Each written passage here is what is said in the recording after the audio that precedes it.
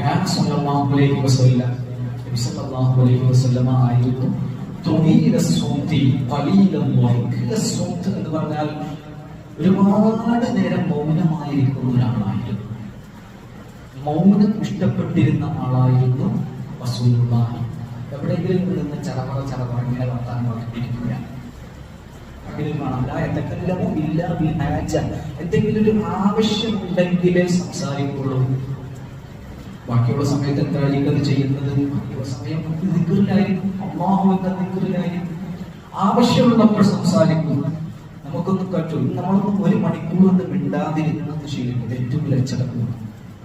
നമ്മുടെ ജീവിതത്തിലേക്ക് നമ്മൾ കൊണ്ടുവരേണ്ട ഒന്നാമത്തെ അച്ചടക്കം എന്നുള്ളത് അത് മൗനമാണ്.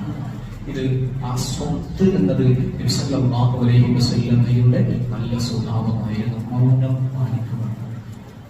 മിണ്ടാതിരിക്കുന്ന ആളുകളെ കൊണ്ട് നമ്മൾ പോയി മിണ്ടിക്കും. എന്താണ് മിണ്ടാതിരിക്കണേ? മിണ്ടിക്കൂടി. അയാൾ അവിടെ വന്നിരുന്ന് ദിക്റ് ചെല്ലണ്ടിരിക്കും. മിണ്ടാതിരിക്കുന്ന ഒരു സാധുവായ മനുഷ്യന്റെ അടുത്തിട്ടുണ്ടെങ്കിൽ അവരുടെ വായിൽ കൈയിട്ടിട്ട് മിണ്ടിപ്പിക്കുക.